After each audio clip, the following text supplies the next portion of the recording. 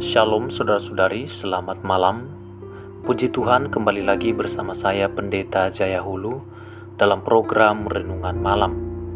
Kiranya damai sejahtera daripada Allah Bapa, kasih daripada anaknya Tuhan kita Yesus Kristus, dan persekutuan daripada Roh Kudus akan menyertai kita sekalian.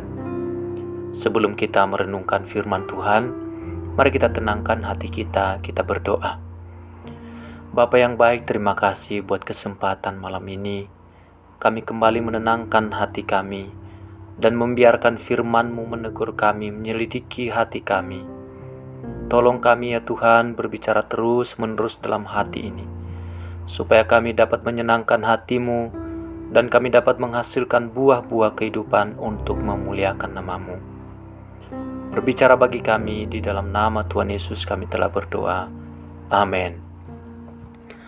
Perenungan firman Tuhan malam hari ini kita ambil di dalam Yesaya 48 ayat yang ke-10 sampai 12. Demikianlah firman Tuhan. Sesungguhnya aku telah memurnikan engkau, namun bukan seperti perak, tetapi aku telah menguji engkau dalam dapur kesengsaraan. Aku akan melakukannya oleh karena aku sendiri. Sebab masakan namaku akan dinajiskan. Aku tidak akan memberikan kemuliaanku kepada yang lain. Dengarkanlah aku, hai Yakub, dan engkau Israel, yang kupanggil. Akulah yang tetap sama, akulah yang terdahulu, aku jugalah yang akan terkemudian. Saudara-saudari, Allah sanggup memakai semua perkara, termasuk masa yang sukar, untuk mendatangkan kebaikan bagi umatnya. Pada umumnya, orang merasa enggan untuk mengalami penderitaan dan ketidaknyamanan di dalam kehidupannya. Yang ia harapkan adalah bahwa semua yang ia alami terasa menyenangkan dan seperti yang ia inginkan, sehingga ketika dirinya menghadapi situasi yang tidak ia harapkan, ia menjadi marah dan kecewa kepada Tuhan. Padahal Allah adalah pribadi yang penuh dengan kasih dan ia berdaulat, sehingga kalau ia mengizinkan kita melewati kesukaran, hal tersebut tidaklah bersifat kebetulan, namun dengan sengaja untuk mendatangkan kebaikan bagi hidup kita.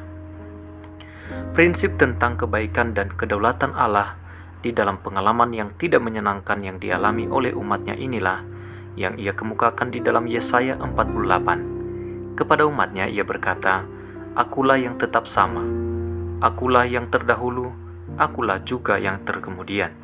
Artinya, ia berdaulat dan berkuasa, dan ia tidak pernah berubah untuk selama-lamanya.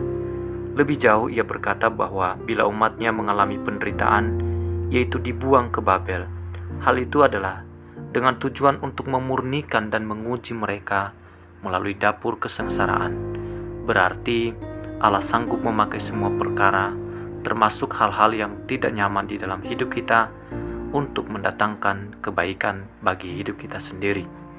Pertanyaan untuk direnungkan ialah, bila Tuhan mengizinkan Anda melewati pengalaman yang terasa tidak nyaman, bagaimana sikap Anda kepadanya?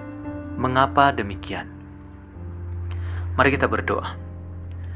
Ya Tuhan, Engkau adalah pribadi yang berdaulat atas segala sesuatu, termasuk atas hidup kami. Engkau mengatur segala perkara dan tidak ada apapun yang terjadi atas hidup kami di luar izinnya Tuhan. Engkau juga adalah pribadi yang baik dan kesetiaan-Mu tidak pernah berubah atas hidup kami.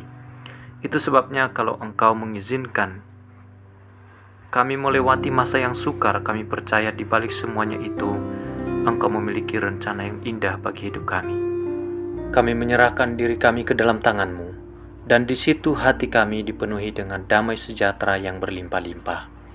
Menjelang akhir dari hari ini ya Tuhan, kami kembali menyerahkan hidup kami ke dalam tangan penyertaan Tuhan, dan kami bersyukur karena di sepanjang hari ini Engkau telah menyertai kami dengan tuntunan-Mu dan membentuk kami agar semakin sesuai dengan rencana-Mu.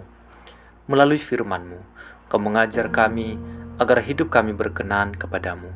Dengan Roh-Mu, Engkau menyertai kami, menjadikan setiap langkah-langkah yang kami ambil merupakan langkah-langkah keberhasilan. Kami berterima kasih untuk semuanya itu ya Tuhan. Dan pada malam hari ini ya Tuhan, Hamba berdoa secara khusus buat para pendengar yang mengikuti renungan ini. Kiranya Engkau Tuhan yang memberkati mereka dalam segala pergumulan persoalan hidup mereka. Engkau yang menjadi kekuatan, Engkau yang menjadi pengharapan mereka. Lindungi mereka dari segala mara bahaya.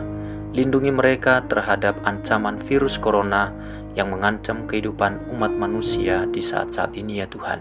Dan Engkau yang menjagai, Engkau yang tutup bungkus dengan kuat kuasa darah-Mu semua orang yang berlindung kepadamu ya Tuhan. Hamba berdoa masa depan dari para pendengar yang mengikuti renungan ini, Engkau berikan masa depan yang indah, masa depan yang cerah, dan tuntun mereka semakin mengasihi Engkau ya Tuhan. Di dalam segala apapun yang mereka kerjakan, biarlah nama Tuhan yang dimuliakan, dan mereka dapat menjadi kesaksian bagi banyak orang, membawa nama-Mu dimanapun mereka berada. Dan pada malam hari ini, kami kembali mengungkapkan pengakuan iman kami kepadamu. Aku percaya kepada Allah Bapa yang Maha Kuasa, Khalik langit dan bumi, dan kepada Yesus Kristus anaknya yang tunggal, Tuhan kita, yang dikandung daripada Roh Kudus, lahir dari anak darah Maria, yang menderita sengsara di bawah pemerintahan Pontius Pilatus, disalibkan, mati dan dikuburkan, turun ke dalam kerajaan maut, pada hari yang ketiga bangkit pula dari antara orang mati, naik ke surga, duduk di sebelah kanan Allah Bapa yang Maha Kuasa, dan dari sana Ia akan datang untuk menghakimi orang yang hidup dan yang mati. Aku percaya kepada Roh Kudus, gereja yang kudus dan am, persekutuan orang kudus, pengampunan dosa, kebangkitan tubuh, dan hidup yang kekal. Di dalam nama Tuhan Yesus kami telah berdoa. Amin.